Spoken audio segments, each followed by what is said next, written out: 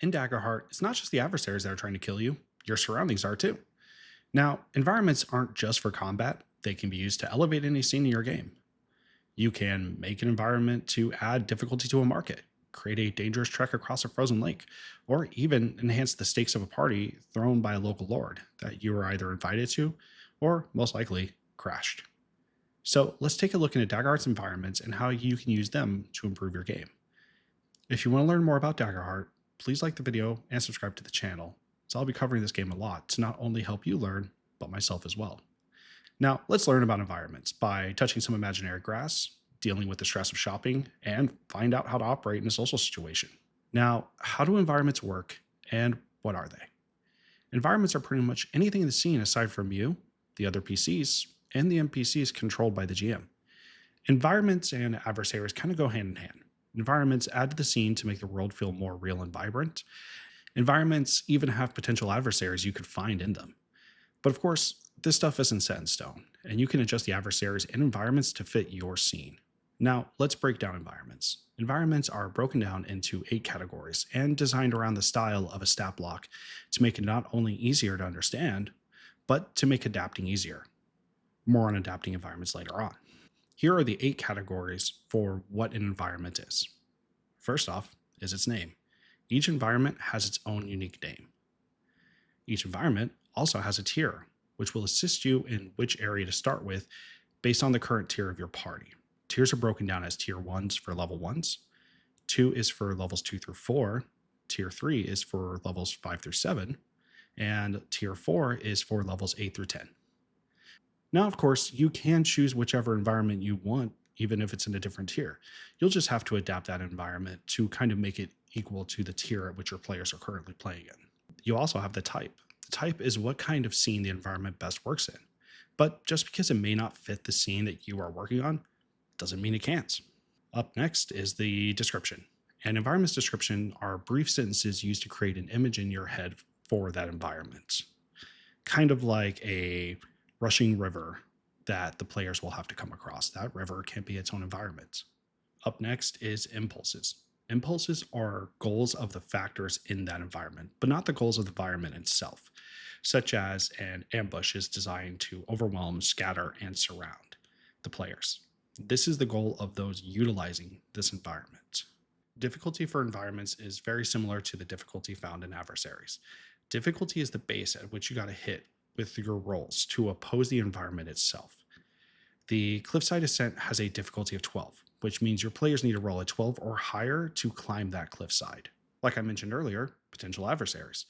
You will find potential adversaries in all environments. Notice the word potential though.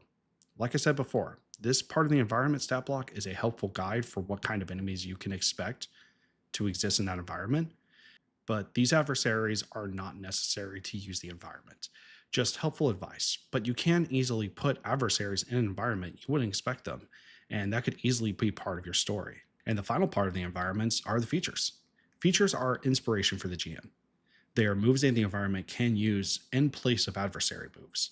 These represent what this environment can offer and what type of things exist in it. Now that we broke down environments, let's talk about the different types of environments that are at your disposal. Exploration type of environments. Exploration environments are used to find out what that part of the world is hiding. What mysteries exist in that crypt, those ruins, that ancient city, or even that field that thousands of people have crossed over and over again, none the wiser. You also have social environments. Social environments are used to kind of explore what it means for humanoids to interact with other humanoids. What is it like in a market compared to a formal ball? It is just as important to figure out how your character will interact with a royal court as it is how they will fight a mighty dragon. You also have traversal environments. Traversal environments are about crossing dangerous locations where every step is as difficult as the last. When I think of traversal environments, I think of that moment in Lord of the Rings where Sam, Frodo, and Smeagol traverse the dead marshes where if you fall in the water, you can get dragged below with the warriors of past battles. And you also have event-based environments. Event-based environments are more about what is going on in that environment compared to the area itself. You may be in an ancient city, but what matters at the moment is that ambush that's waiting for you around the corner. All environments have different features. Features are broken down in 3 ways. You got feature questions. which are questions to inspire you to think more about the story that environment is trying to tell. It is important to understand the actions needed to use the environment mechanically, but also think about what it represents thematically. When your players are exploring that crypt, you should ask yourself, what treasures would they find there? What other signs of life, new or old, would be there? And if there are signs of recent activity, why is the treasure still there? Second is, how do you use these features? Environments consist of reactions, actions, and passives. You can use and spotlight these in the place of adversaries' actions. Another form is fear based features. Not all environments have fear based features, unless you want to add them, of course. Most fear features take the place of actions and require a fear to use them. So make sure to check out the features when utilizing an environment, so you can not only make the end moment more exciting, but also make your prep much easier. Now let's discuss the adapting the environments.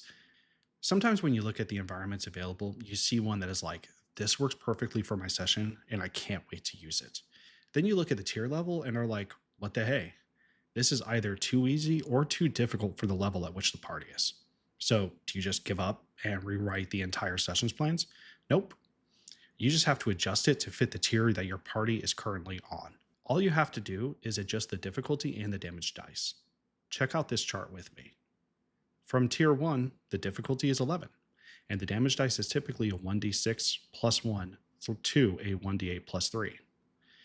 Tier 2 is 14, and the damage dice is 2d6 plus 3 to 2d10 plus 2. Tier 3 is 17, and the damage dice is 3d8 plus 3 to 3d10 plus 1. Tier 4 is 20, and the damage dice is 48 plus 3 to 4010 plus 10. Also, if you are adapting an environment to a higher tier, consider changing some of the monsters in the environment, and think about adding a fear feature if there isn't one already. If you're scaling down, consider removing the most dangerous feature in the environment as well. There are so many possibilities for environments, and it is one of the most exciting aspects of Daggerheart. Making environments a stat block was a genius move. It really helps with making them, running them, and adjusting them. You can make an entire one-shot out of these environments, like I am for my next game. Let me know which environment stands out to you the most in the comments down below. And while you're here, please leave a like on the video and subscribe to the channel, as it is the best way to support my channel. I want to thank you for watching, remind you to keep that glass half full, and have a great next game. See you next time.